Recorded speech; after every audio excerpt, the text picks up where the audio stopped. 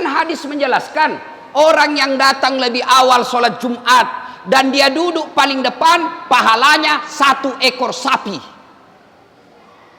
Makin belakang makin kecil. Yang paling belakang dan ribut, tenang gak apa-apa. Jadi kalau datang ke hari Jumat, datang ke lebih awal. Sidang jamaah sholat Jumat yang insya Allah dimuliakan dan dirahmati oleh Allah Subhanahu wa ta'ala. Apabila seorang muslim ditanya kepada dia, baik dia muslim yang taat maupun yang tidak taat, baik muslim yang soleh maupun yang salah, kalau dia ditanya, mau tidak kamu dapat rahmat Allah? Kamu mau ndak dapat kasih sayang Allah? Mau ndak kamu dikasih oleh Allah apa yang kamu mau? Pasti jawabannya mau. Mau dia tukang judi, perampok, koruptor, pezina, pengedar narkoba, tidak sholat, peminum balok. Kalau ditanya mau ndak kamu dirahmati Allah? Pasti nak jawab, pasti mi mau. Cuma masalahnya, apakah semua yang mau mendapat rahmat Allah itu langsung dapat rahmat Allah? Saya kasih contoh. Buka pendaftaran PNS. Mau semua mau jadi pegawai. Buka pendaftaran polisi. Yang mau polisi semua mendaftar. Mau jadi tentara semua mendaftar. Tapi apakah semua yang mendaftar itu pasti diterima jadi polisi atau ASN? Mendaftar tentara pasti diterima. Apa semua diterima? Tentu tidak. Ada syaratnya kalau kau mau lulus. Ada nilai yang harus kau lakukan supaya kau bisa lulus. Demikian juga dengan rahmat Allah. Semua ingin mendapat rahmat Allah, tapi ada syaratnya. Apa syaratnya? Buka Al-Quran. Dalam surah Al-Baqarah ayat 18 Allah jelaskan. Bismillahirrahmanirrahim. Innal ladzina amanu wal ladzina hajaru wajahadu fi sabilillahi ulaika yarjuna rahmatallahi wallahu ghafurur rahim. Sadaqallahul adzim. Dalam ayat ini ada 3 syaratnya kalau mau mendapat rahmat Allah. Angka telu syaratna komelo koruntuk pak berena puangnya. Apa syaratnya? Yang pertama, innal ladzina amanu, harus beriman kepada Allah, iman sepenuh hati. Biasa kalau kita bicara iman, langsung makin bilang, kalau iman Ustadz, saya beriman kepada Allah. Kalau saya tanya semua yang ada dalam masjid ini, kamu beriman tak kepada Allah? Pasti semua jawabannya, nakke beriman kepada Allah. Mengaku beriman gampang, tapi kelakuanmu apa betul sudah masuk orang beriman? Kalau kau mengaku beriman kepada Allah, nanti di pengadilan, ketika kau di hadapan Qadi Rabbul Jalil, pengadilan seadil-adilnya, tidak ada hakim pembohong, tidak ada hakim yang bisa disogok, tidak ada saksi yang bisa dipermainkan. Di akhirat nanti pengadilan seadil-adilnya, maka Allah tanya kepadamu, kamu beriman tak kepadaku? Matepek kau galoria, kamu beriman kepadaku? Maka kita akan menjawab, saya beriman kepadamu ya Allah. Lalu Allah berkata, kalau kau beriman kepadaku, kenapa tiap Jumat selalu kau terlambat pergi masjid? Lihat maki, saya dari tadi dalam masjid ini. Andai saja 100 orang dalam masjid ini, paling 10 orang saja yang datang awal sebelum azan, selebihnya terlambat ngasing. Itu mau beriman kepada Allah. 5 waktu tidak sholat, hari Jumat paling terlambat datang, paling cepat pulang, orang khutbah dia tidur. Apa kau sodorkan di hadapan Allah? Dengar, mohon maaf kate ngasing. Kipa mau porang ngasing apa? Dengar saudara-saudaraku yang selalu terlambat sholat Jumat. Asa sampaja Jumatmu, sah sholat Jumatmu, tapi kau sudah tidak dicatat dalam buku absennya malaikat. Dengar ini yang selalu terlambat sholat Jumat. Kamu sah sholat Jumatmu, sah, tapi kau sudah tidak ada dalam buku daftarnya malaikat. Jadi bayangkan kalau tiap Jumat kau terlambat, tidak ada namamu nanti di padang mahsyar ketika dicari mana ini yang sholat Jumat. Apa susahnya kita datang lebih awal? Kalau anggota DPR terlambat mungkin sibuk menerima aspirasi. Kalau wali kota terlambat, ya mungkin banyak rakyat yang datang mengadu kepada dia. Kate pengangguran, terlambat kau lagi. Sudah rumahmu ngontrak-ngontrak, gajimu tidak jelas, penghasilanmu tidak nyata, terlambat kau lagi di dunia datang sholat Jumat. Apa yang kau andalkan? Kalau anggota DPR tahu orang kaya, kalumanyangi, pejabat, banyak uangnya, tinggi jabatannya, terlambat masih ada harapannya, hebat di dunia.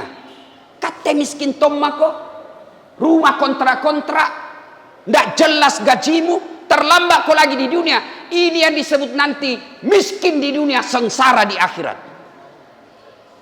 Kalau kita miskin di dunia, tapi rajin jaki datang sholat lebih awal, insya Allah di akhirat kita bisa masuk surga.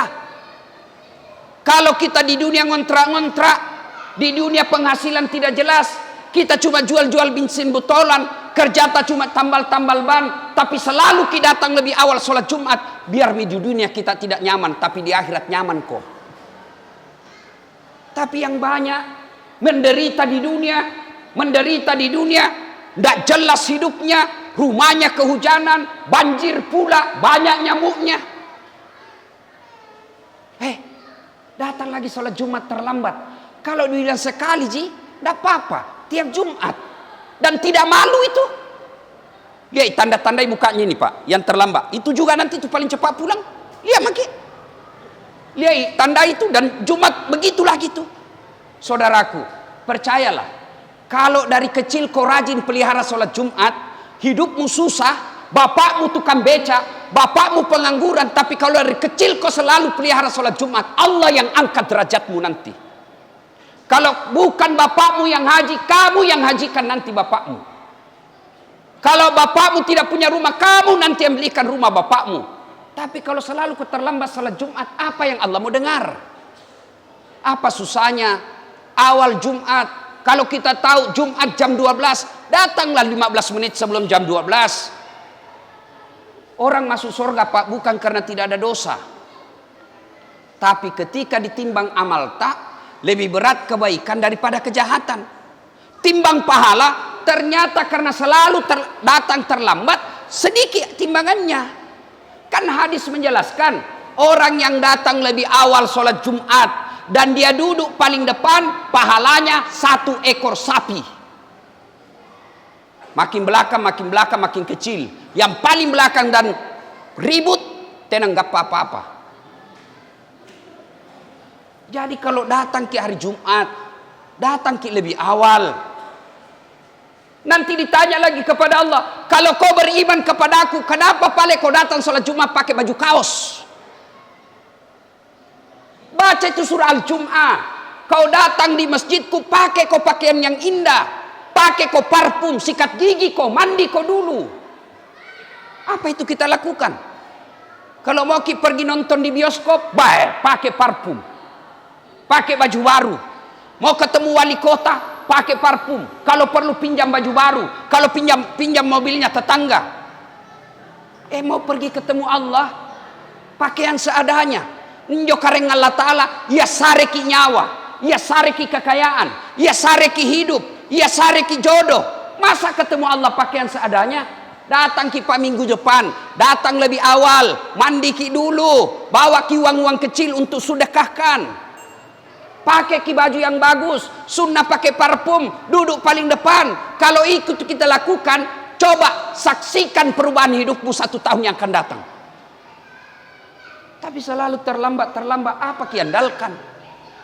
Kalau kita beriman kepada Allah, mari Jumat yang akan datang, kita datang lebih awal, mandi ki dulu, salawat ki sambil menunggu azan. Kita pakai pakaian yang baik, bukan yang mahal, tapi pakaian sepantasnya. Pakai parfum, sikat gigi, itu semua sunnah. Nunggu azan kita salawat kepada Nabi minimal 100 kali. Kalau ini kita lakukan, masa Allah tidak dengar doa tak bos? Bagaimana hidupmu baik? Kita paling terlambat datang, paling cepat pulang.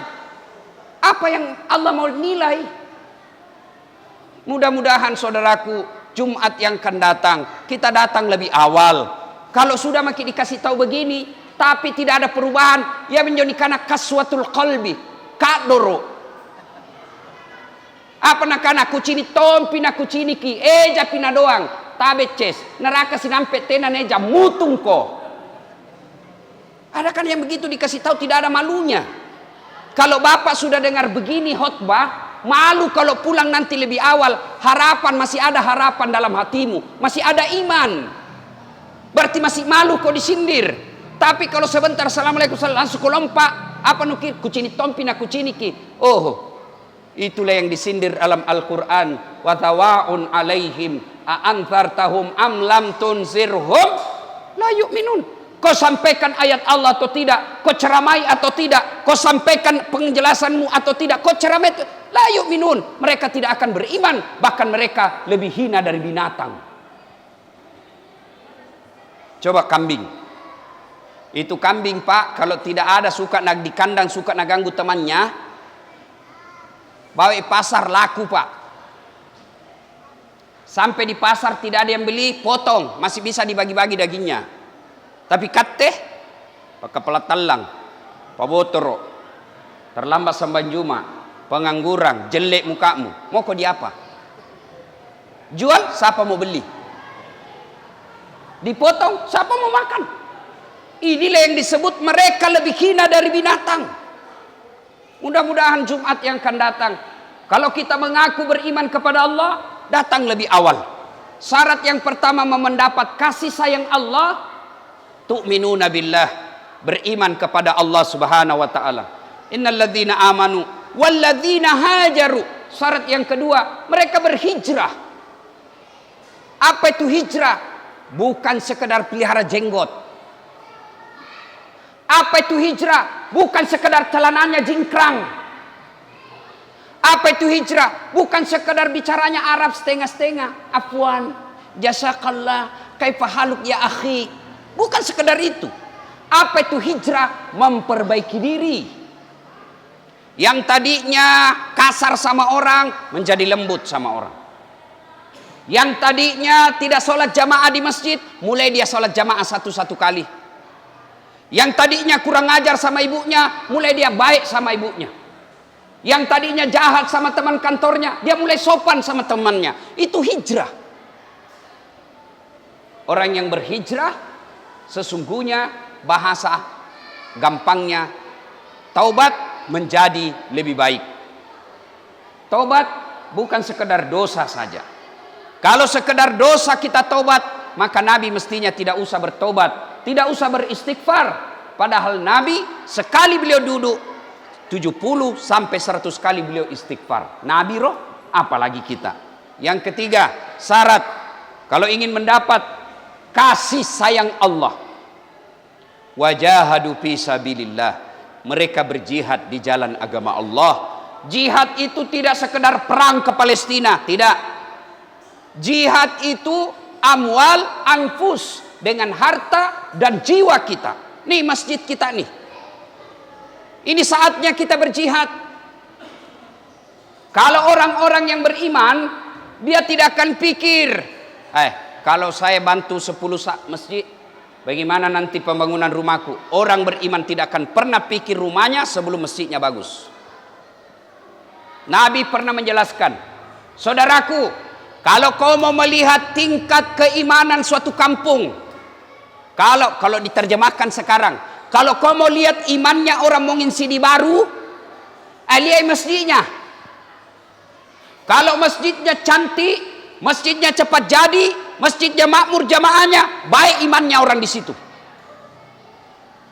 Sebaliknya kata Nabi, kalau kau mau lihat akhlaknya orang Mongin Sidi Baru, masuk kau di pasarnya.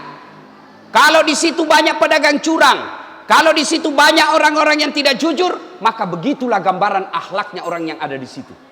Maka lihat ini masjid. Kalau ini masjid cepat selesai, bagus imannya orang di situ.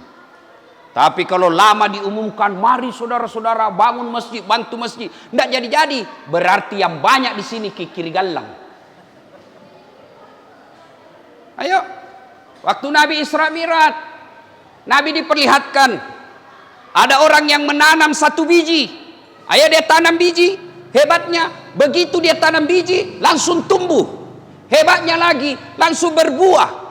Subhanallah, diambil buahnya, muncul buah baru. Ambil lagi buahnya, muncul buah baru. Saya ulang, tanam, tumbuh, buah, langsung panen. Hebatnya panen berkali-kali. Nabi heran bertanya Jibril, siapa itu? Itulah umatmu yang rajin bersedekah membangun masjid. Sini nih, adik-adikku, ini ada masjid. Allah sudah sediakan lahan. Lahannya plafon, lahannya semen, lahannya tinding, lahannya AC, lahannya tegel. Silakan ambil partisipasi masing-masing. Saya gubernur, saya anggota DPR, saya wali kota, bantu dengan jabatanmu ini masjid. Saya bukan pejabat, bantu dengan apa? Saya kaya, bantu dengan semen karena kekayaanmu. Saya bukan orang kaya, saya bukan pejabat, saya bukan anggota DPR, bantu dengan apa? Pakai otakmu. Bagaimana majukan ini masjid? Kalau kau arsitek, gambar dengan baik, kasih masukan ke panitia, panitianya juga jangkau kepala batu. Karena itu kepala batu panitia. Sekalinya diangkat ketua, kira dia punya masjid. Ada juga begitu. Ya. Sudah, saya bukan pejabat, saya bukan orang kaya, saya bukan mahasiswa yang cerdas. Bantu dengan apa? Pakai tenagamu, pikul angkat semen. Gotong royong kau, bersihkan. Itu bantuanmu. Saya juga tidak bisa angkat semen. Saya bukan orang kaya, saya bukan pejabat. Bantu dengan cara apa? Diam kau. Jangan kau banyak bicara. Karena juga begitu Pak. Tidak pernah didatang di masjid, tidak pernah menyumbang, tidak pernah ikut rapat. Makok bawan wasang. Nah, sidang Jumat yang saya muliakan, kalau sudah beriman kepada Allah, lalu dia bertobat, lalu berjihad amwal anfus, janji Allah, ulaika yarjuna rahmatallahi, itulah orang-orang yang betul-betul aku rahmati dan mereka jauh dari azab Allah. Semoga ada manfaat, lebih dan kurangnya mohon dimaafkan. Nun wal kalam misturun billahi fi sabilil haq. Barakallahu li wa lakum wa izzil mu'minin innahu huwal ghafurur rahim.